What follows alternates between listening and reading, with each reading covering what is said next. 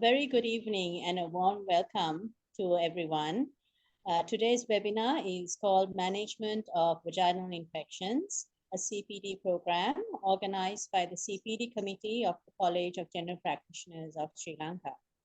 I'm humbled to introduce our distinguished speaker, Dr. Aysha Ziauddin, and she will take in the questions at the end of the webinar.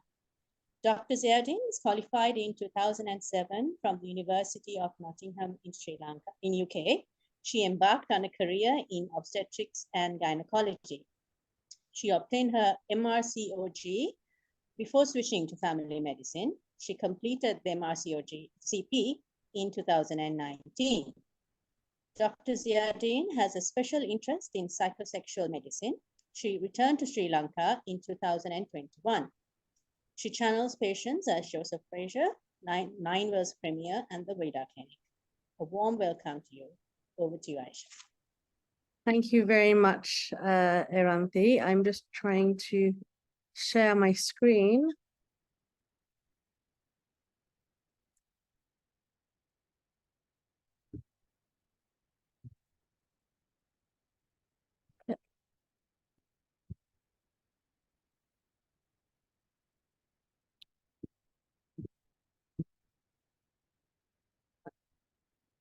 Okay, hi. So I will be talking about an itch too much. It's going to be a run through of vulval conditions that cause discomfort to women.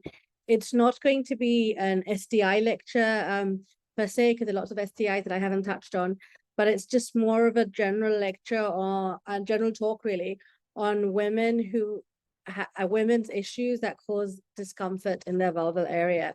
I'd like it to be interactive, so let's see how we go. So I want to do a case-based discussion. I'll be sharing cases that actually I've seen in my years of practice, and we'll just through that case discuss the presentation, investigation, and a chat about common vaginal conditions. So for any woman to go to a medical practitioner and say that they have discharge or itchiness or anything, it's quite difficult.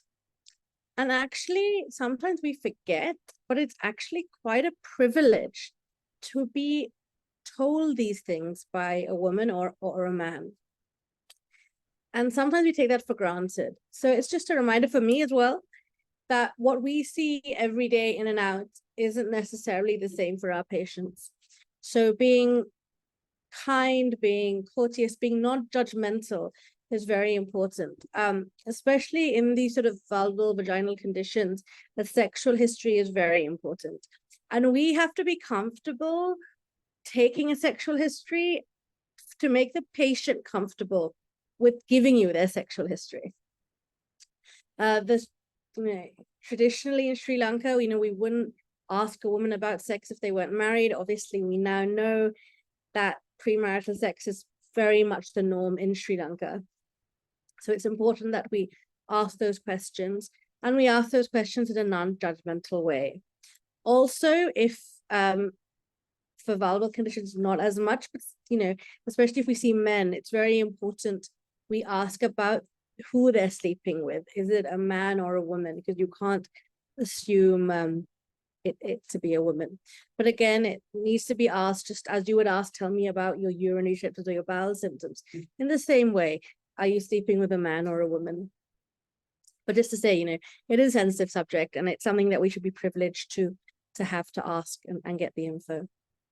So our first case is a 21-year-old comes to see you with her boyfriend. She's got discharge and a bit of itchiness.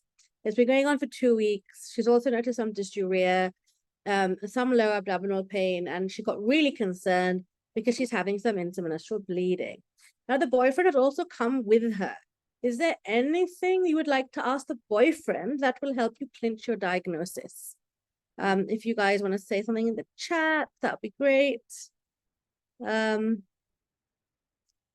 Is there anything anyone would like to ask the boyfriend? Okay, so So yeah, so someone said, does the boyfriend, sorry, the boyfriend has dysuria. So as I'm sure you guys are all aware, just to remind you, any man, I've got the chat coming in. Yes, thank you. Someone said that. Any man who has dysuria, it is an STI until proven otherwise. And I have seen with my own eyes a GP, not here, not in this country, but he was a GP in a university practice. And we had a 21-year-old come in with dysuria and he gave him trimethoprim. And like that just shouldn't happen. Like none of us should ever do that. So any young guy, if he ever has dysuria, he has chlamydia until proven otherwise, or an STI until proven otherwise. So an examination, this girl had a general examination with an AD. There was mild tenderness on the abdomen. V was actually okay. And on speculum, she had mercuropurulent discharge. So I'm sure, I already said it anyway, but I'm sure you'll all agree with me that this sounds very much like chlamydia. So chlamydia is an intracellular bacterium, an obligate intracellular bacterium. And it's the most common in the world, the most common STI in the world, yeah? However, we don't have an incidence in Sri Lanka because of the lack of testing.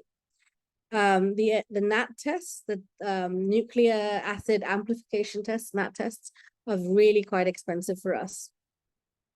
In the private sector, you're looking at something up to 10,000 rupees to have one done. And they are available in the STI clinic, so in Kalabovala, in Desarum Place, etc. But they also only use it if there's a very strong clinical need. So here we just treat if suspected. The guidelines don't say that, but sadly that's the reality. So a quick run through the symptoms, and the reason I'm talking about the symptoms in a bit of detail is because we can't test. It's good to know. So increased discharge, postcoital bleeding, intermenstrual bleeding, dysuria, as we said, for both of them, lower abdominal pain, deep dyspareunia, and cervical excitation. So just to remind you, when you do a VE and you touch the cervix, they have severe pain, or they generally jump off the bed when you do that. Pelvic tenderness and a mercuropurulent discharge. It's worth doing a charcoal swab, the microculture swab anyway, but chlamydia rarely grows. Actually, it's really impossible to grow on one of our normal swabs, but you know, it's worth doing so that we just have it and rule out anything else. So like the main complication of chlamydia, you know, is obviously infertility. So in the UK, the public awareness campaign for chlamydia is a woman sitting next to an empty high chair. Like that is how much they push that chlamydia causes infertility. And like, you know, if you go around nightclubs and stuff, they'll have these big posters saying, if you want a baby now, check for chlamydia. If you want a baby later, check for chlamydia now. Like that's what they do. And obviously you can see here in the picture, if you have pelvic inflammatory disease and you have a hydrosalpinx and you have these adhesions, it's going to be very difficult for an egg to be brought into the uterus. So that's the biggest complication that we worry about when it comes to chlamydia, is subfertility. The second one, I'm sure you all know this from your medical school days, but the Fitzhugh-Curtis syndrome, where you get adhesions up by the liver. I remember as a obs-and-gynae reg, it was always one of our favorite things to see and show the medical students. But again, a complication of PID, and you can see how high the adhesions have gone. So the treatment, and I would say the main thing is referral to a sexual health clinic. They can give the azithromycin, and that's 1 gram once, followed by 500 milligrams twice, 500 milligrams for 2 days. Because the main thing about chlamydia is, yes, giving the antibiotics, but also the contact tracing, because that's really important. For men, like we said, it's often asymptomatic, and a guy can just be there seeing all these women, sleeping with all these women, and just passing on chlamydia without him ever being aware. So contact tracing is so important. And to be honest, we are not, as GPs, we are not in the position to do that. We don't have the time, we don't have the resources, we don't have the training. but the sexual health clinic do. So it's really important that we do refer our patients to sexual health clinics. In Colombo, obviously, it's in Calibo Villa and the Sarum Place. But I'm sure around the country, you'll be able to find where yours are locally. So my second case is a 23-year-old banker. For the last 3 weeks, she had a mildly itchy vulva, and she comes to see you with discharge, fishy, smelly, not sexually active yet, no pain. But is there anything you would like to ask her, about what her daily habits? Is there anything that anyone would like to ask?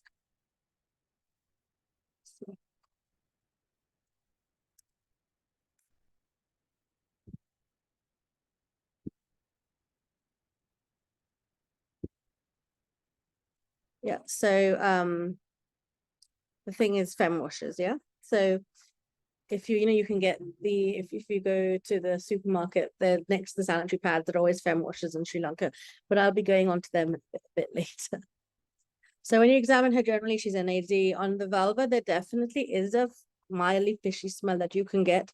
The speculum shows a thin discharge.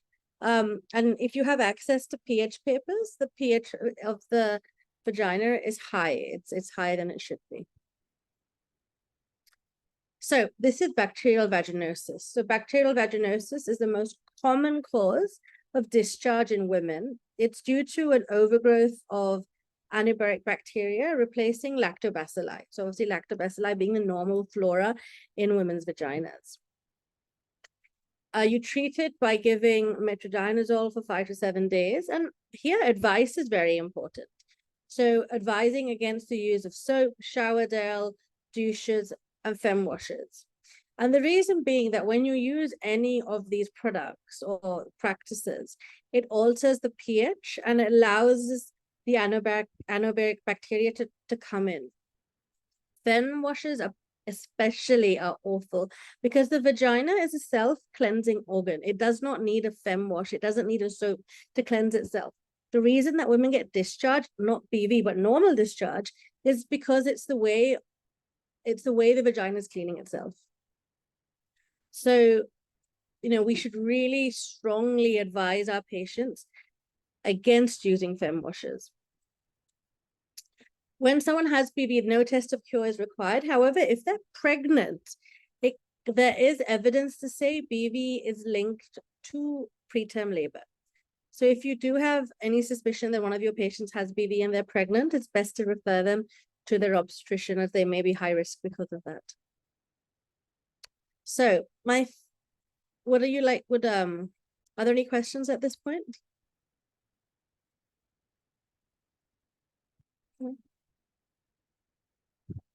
Okay. Sorry. I have a question, Aysha. Yep. I can't hear you. Can you hear me now? Yes, I can. Okay. If a patient is allergic to azithromycin, what is the next option? For in the case of chlamydia, you can use Doxy. You can use Doxy 100 milligrams BD for it's a bit of a longer dose though. It's a longer course for 7 days. But thing is about Doxy, obviously it's just the compliance is less. And also obviously having it with milk and whatnot can be an issue. Okay. So the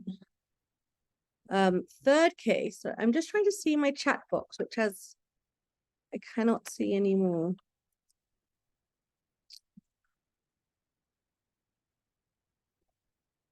Miranthi, can you tell me if there are any questions? Because I can't see my chat box at all. Not yet. Lovely, thanks. So, so the third case is a 35-year-old teacher who's come in with vaginal itching for the last 2 weeks, curd-like discharge, recently diagnosed with diabetes, and had a course of antibiotics a few weeks ago. So on examination, she had quite an erythematous vulva, and it looked like that. So, it's no pride. It's not rocket science. It's Candida. So the vast majority of women have thrush at least once in their lifetime. Candida albicans is the most common. Now, it's a commensal in the gut, and it along with the gut bacteria are in like a symbiotic relationship. If you have antibiotics, this composition changes, and obviously the gut antibiotics are killed, so therefore the candida can grow and causing a candida overgrowth. Now, because it is the most, most women have it at least once, sometimes people go to their doctors and say, I'm itching and I have discharge, and they're just given clomitrazole without being examined. So it's really, really, really important that we always examine our patients, even if it sounds like, barn door candida. I can't state the importance of examining, even if we feel it's that on history.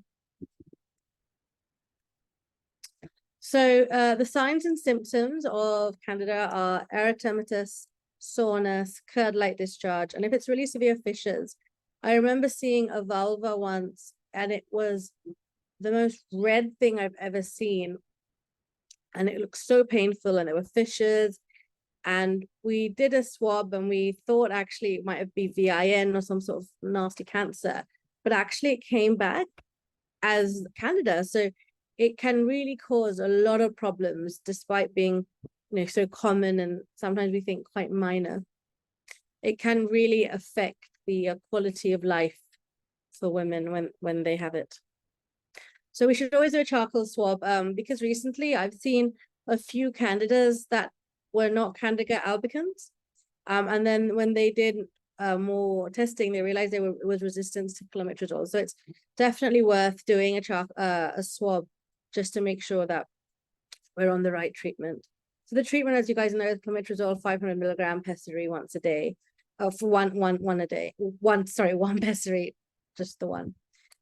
However, if someone has recurrent candida, that's 4 or more episodes in a year, again, needs to be confirmed on a swab. You have other regimes to use. So you can have fluconazole orally, pessaries continuously, itraconazole, and ketanozole. But the thing is here, it's important, especially with the oral meds, that you're doing the LFTs. So I personally don't start any oral antifungal agent without a baseline LFT, just to be certain.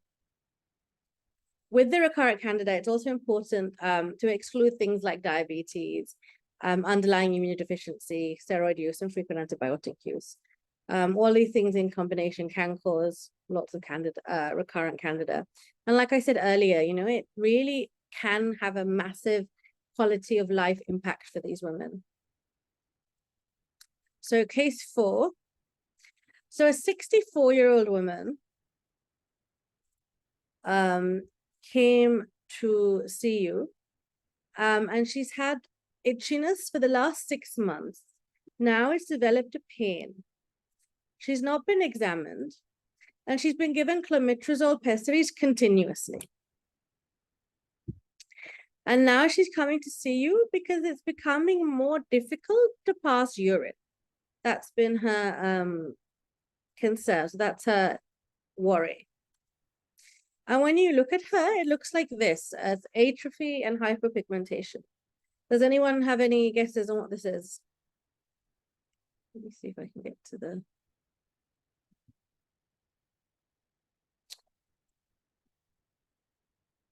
Sorry, I didn't mean to do that. Sorry, I've Iranti, I can't see the chat box for some reason. I'm not sure why. Is anyone saying anything or typing anything? Not yet, Aysha. Don't worry. If I get any questions, I will forward it to you. Okay, cool. So, this is atrophy hyperpigmentation. So this is lichen sclerosis. So lichen sclerosis is an autoimmune condition. It affects women more than men, often missed, and it can develop to VIN. And I have seen lots of women come in saying, coming in exactly in this picture, coming to see GPs, and kept on being told it's thrush, and given continuous clomitrazoles. and we've missed lichen sclerosis. So with lichen sclerosis, it generally is worse at night, and it can cause quite a lot of pain and dyspareunia. And the vulval skin, it changes from erythematous plaques to hyperpigmented plaques. And as you can see here, these are the white plaques. And then you can see here, it can cause a lot of, the vulva can start sticking together, and it makes even passing urine very, very difficult. And if you can imagine, sex is nearly impossible in a woman who has this. So it's a condition that is often missed because it's quite hard to diagnose. So if you ever think that someone does have lichen sclerosis, you should always refer to gynecology or venerology. Like I said, it is quite difficult to diagnose. So clinically, it's quite difficult, but using often a biopsy is needed. Like I had a patient once who, it just looked really odd. Her vulva looked very odd, and we did a biopsy and it came back as vulval cancer. But it didn't have any of the classic pitch, it wasn't something where you looked and thought, yeah, that's definitely cancer. It just looked a bit odd. So just have if you are worried that something just doesn't look completely normal to you, just send them to gynecology. The differentials in this would be the vulval eczema, vulval lichen planus, amongst other things. And the treatment is high dose steroids. But I would say that if you do have a woman who you think has lichen sclerosis, I would be sending them just to gynae or venerology, because I feel that for us, it's so hard to differentiate between VIN and this, and you don't want to be caught out with a VIN that we've missed. So another case study, I have it's a 19-year-old girl who came in saying that she had itching. And we spoke about it and we pushed a bit more, and there was a bit of pain as well. But her presenting complaint was, I've got itching. Sorry, that was her presenting complaint. And she had she had a boyfriend and they were using condoms, but that's what she said. Nothing. When I asked again, nothing more. And she also complained that it hurt a bit to go to the toilet. That was the only thing she said. And initially there were thoughts of UTI, but when we, because of the itching, I had a look, and she basically had inguinal lymphadenopathy and multiple blisters. And often patients don't give you that clinical, I've got blisters, it really hurts down there. They come in with very vague symptoms like, I've got an itch or I've got a bit of discharge. And she had quite severe primary herpes. And herpes simplex is obviously a virus caused by HSV1 and HSV2. So traditionally, like when I was in medical school, there used to be a lot of talk about, if it's HSV1 or HSV2, it could be like either sexually transmitted or just not sexually transmitted. If you had oral herpes, you could give it to yourself, to your vulva. But now, because in the last sort of 20, 30 years, oral sex has taken off a lot more than it used to, there's absolutely no point discussing if it's HSV1 or HSV2, because they're so, with oral sex, it really doesn't matter. What does matter though, is it primary or recurrent? As you are aware, it is, if you are exposed to herpes once, it does stay in your basal ganglia. And especially when you are immunosuppressed, you can get incidents of secondary herpes. When someone does get primary herpes, though, they are generally unwell. They have lymphadenopathy. The herpes is generally very severe for the first time. But then after you have your recurrent attacks, they do get less and less severe. So the first attack is always the worst attack. And then as it continues and as you go on in life, and if you get them again, it generally does reduce in severity. Like, I've written here, it can be asymptomatic completely. So that it is considered to be a sexually transmitted disease. However, it is skin to skin contact. So if someone has genital herpes, they touch their they touch a lesion and then they have it on their finger, obviously a whitlow, and then they, go shake your hand, there is a chance that herpes can be transmitted that way. But, we would say to people it's still genital skin to genital skin mainly. So actually wearing condoms doesn't make it much of a difference here, because, a condom isn't going to cover the required area to make the herpes transmission not happen. So the complications of herpes simplex are urinary retention. I've seen quite a few women actually go into retention because of severe pain where they just can't pass urine because the blisters are around the urethra, and also autonomic dysfunction because of the herpes. And keratitis is a quite important complication where someone touches their lesions and then touches their eye, especially with contact lens users. So it's very important here that we tell our patients to be very mindful of washing their hands. Now in pregnancy, it's immediate referral to an obstetrician. So if someone has primary herpes in their pregnancy, if they have it early on in their pregnancy, there's a risk of the baby having problems as a very early as a fetus very early on. But if you get primary herpes later on in your third trimester, around the time of your delivery, before antibodies are made and transferred to baby, it can be very dangerous. Baby can have hepatic encephalitis, which is obviously can be deadly. So if you do diagnose herpes, and especially if a woman is primary herpes and she's about to deliver, then just send them straight to the obstetrician. And I have seen 2 or 3 ladies have cesarean sections because on the actual day when they came into clinic with primary herpes. The evidence for if you have secondary herpes and you have a lesion, the evidence to whether you need a cesarean section is still a bit gray. Some obstetricians will do a cesarean if a woman has even secondary herpes around the time of her delivery, and some obstetricians will say, well, you've got antibodies, your baby will have antibodies, therefore the risk is low. But I have seen cesareans happen for women who have herpes and have had a lesion during the time of their delivery. The treatment for herpes, primary herpes, is acyclovir, 200 milligrams, 5 times a day for 7 days.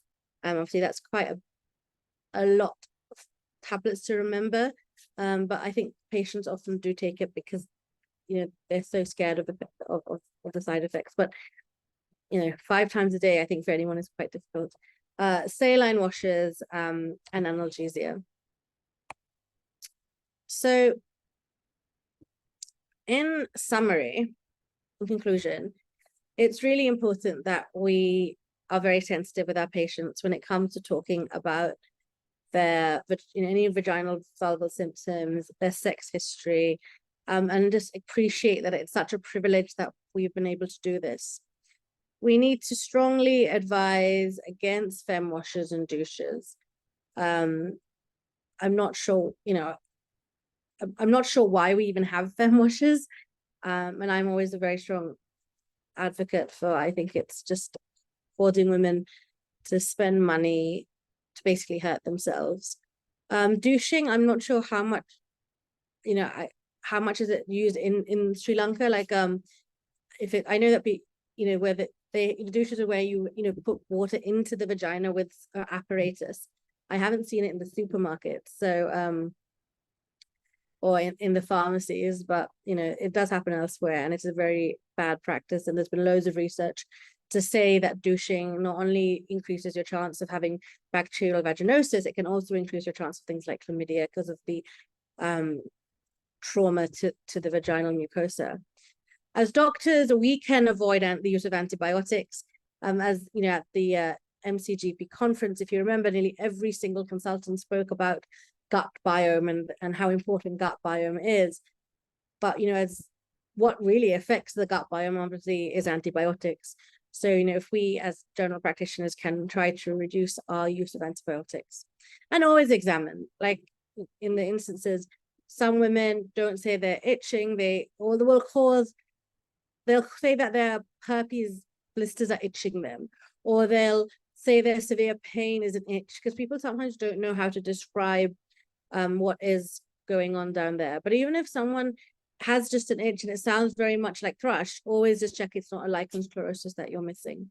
And if in doubt, always refer. Have a consultant who will feedback what they think that they've seen or what their biopsy shows.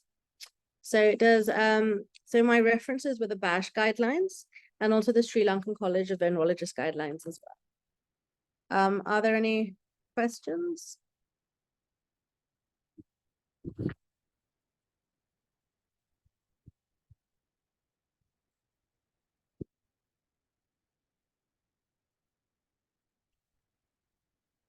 Thank you very much, Dr. Aysha, for that fantastic lecture. It was so informative and well described. I actually have a question. If there is a patient who's already diagnosed with HPV, I don't think we discussed about that, but HPV, yeah. Yes, human papilloma virus. Yeah. A lady in the, can she be given the HPV vaccine? Is there any reason? Sometimes patients come, what do you do with that? So once they've been diagnosed with HPV, the horse is bolted for the vaccine. So that is, the vaccine is given to people who have not had sex yet. So basically, the general population, the rate of HPV is actually very, very high. And once you have HPV, you can have it, and then your body can naturally get rid of it as well. So you can have HPV today, and then if you test maybe 2 years later, you don't have HPV. But the problem is, obviously, some women, people, and we don't know who those people are yet, are more prone to have the HPV and then have the cervical changes, go on to have CIN, and then go on to cancer. So once someone's been diagnosed with HPV, there's no point giving them the vaccine. It's just, explaining to them that, sometimes it just goes away, and just doing regular smear tests. So generally, in Sri Lanka, I don't think we're testing HPV for every single cervical smear that we're doing. In other parts of the world, they are. Every single cervical smear gets tested for HPV. To my knowledge, that's not happening here, well, at all, really. But there are the pathways for people who test positive for HPV are just regular pap smears. Someone asked a question and now it's gone. Yes. Yes, I also saw that. I think about itching, and so I think Madam, other than the candida, can other fungal infection cause vaginal itch? So there are the other types of fungal infections per se are the ones I've seen are candida mainly, but then I've seen here recently women who are having other types of candida. So not candida albicans, which is the most common one, but the other strains of candida. And they cause quite, again, severe itchiness. The other funguses, I'm not sure what funguses apart from candida. Tinea, inguinal. Oh, inguinal tinea. Oh, like that. Oh, you mean like tinea? Oh, yeah, because if it infects the skin, if it infects the vulval skin, because the vulval skin has exactly the same composition of any skin, right? It's the vaginal skin that is the vaginal mucosa that is different, the column, all of that. But the vulval skin, if anything that affects any part of the skin, you can have itching. So vulval eczema also, you can get. Once if you have vulval eczema, it's very hard to distinguish that between all the other types of plainness and sclerosis as well. Does that answer your question? So how does trichomonas vaginal? Okay, so trichomonas vaginalis will come with a frothy discharge generally. A frothy discharge, and when you put the speculum in, you see strawberry cervix. That's the key thing. The thing is, testing again. So testing for trichomonas is the charcoal swab is okay. And for gonococcal as well, it's a mucopurulent discharge. But I think, and I've had this discussion with quite a few doctors, GPs, and I used to work in contraception services here. Generally, if we are worried about STIs, we should send them to the STI clinics, because they have the facilities to look straight away. So for things like trichomonas, it's great. If you see a patient with trichomonas, and if you put it on a slide and you look under the microscope, you can see it instantly. Obviously, we don't have that in our GP setups, but the STI clinics do. So again, it's just on clinical presentation and what the patient says and the swabs, but the swabs aren't great. That's the issue we're having. Like, we don't have access to NATs. While other places in the world, it's people just patients are given NATs and they do self swabs. Because we don't have that, it's a struggle. And it's I don't know why. I think it's just not a priority, is it? But without that sort of testing, it's a struggle. But if you do think someone has trichomonas and or gonococcal, you treat them. Gonococcal is ceftriaxone, the injection, and doxy, and trichomonas is metronidazole. But again, it's so important that they have contact tracing. And as GPs, we can't really do contact tracing because, well, we're not trained to do so. Does that answer your question, Dr. Abhirathnam? Yes, ma'am.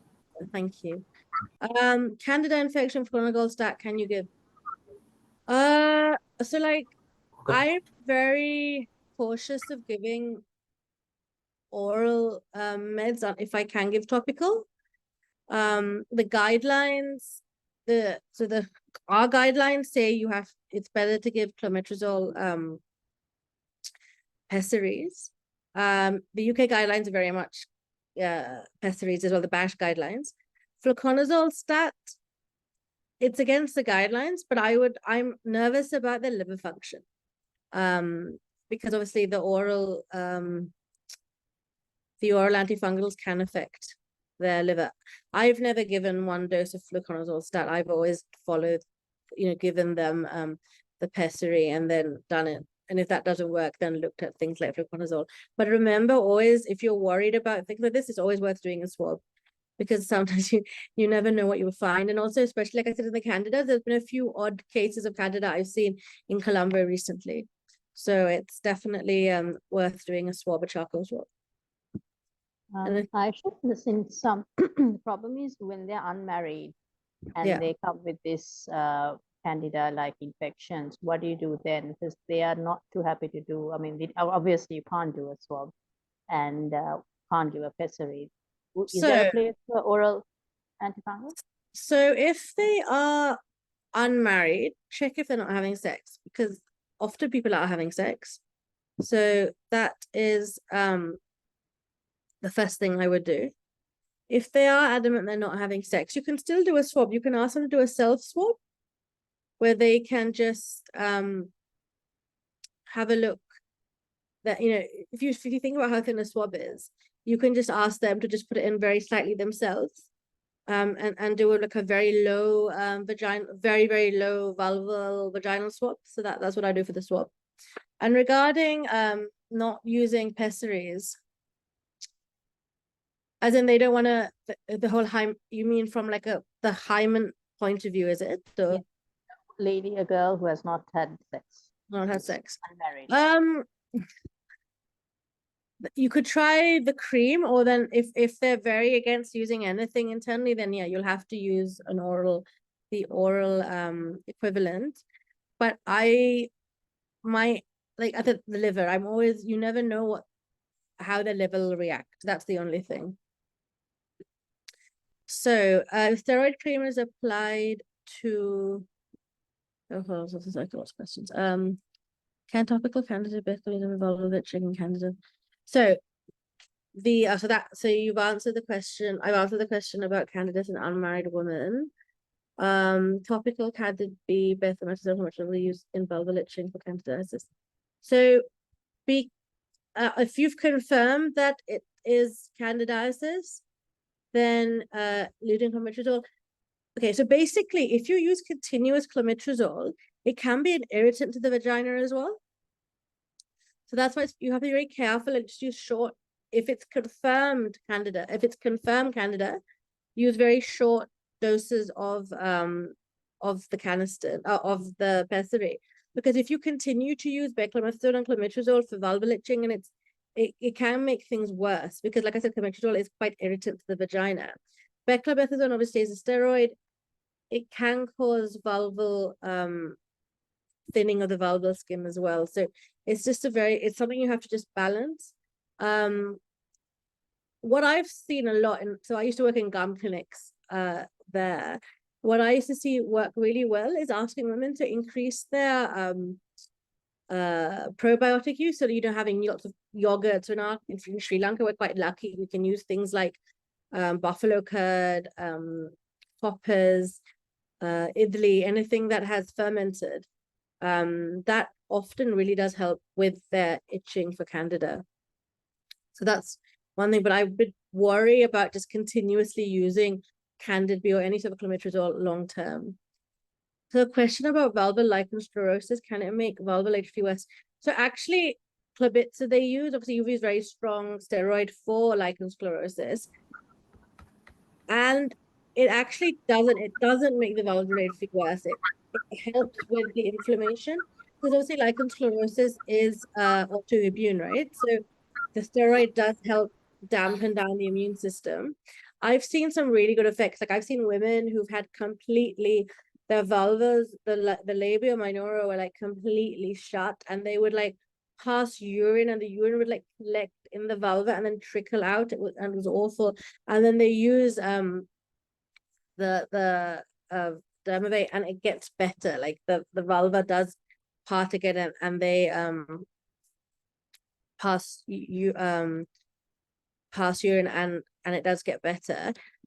The thing is about that's the thing though, what you're saying is right, because obviously steroid can cause atrophy as well. It's a very fine balance. I personally would not see I've despite I've done a lot of gynae and I've had a lot of experience in gynae, but despite that, I would feel better if a gynecologist looked at lichen sclerosis, just because of the ability to do biopsies easier. I've seen quite a few vulval cancers. If though the consultant is happy that it's stable and you're just looking every 6 months, that's fine. But if someone presents with florid brand new lichen sclerosis, I would be sending them to gynae. But I think maybe, I think also when you've worked in secondary care, you are a bit more risk averse than if you've just been in primary care. So that may be my, risk aversity as well. Okay, BVVVC and trichomonas more common than STIs in the adult population. Sorry, Dr. Carter, I don't understand. BVVVC and trichomonas more common than STI in the adult population. But the problem we have in Sri Lanka is we don't know the STI rate because we can't test. So we actually have no idea how many people have chlamydia because we can't test them. But we do know that bacterial vaginosis is the most common cause of discharge for women, obviously non-STI. And we know that nearly all women will have an episode of thrush at least once in their life. Trichomonas is an STI. It is an STI, and it's caused by it's transferred sexually. But it's we don't have much data because we don't test, which is a shame. Is there anything else that anyone would like to ask?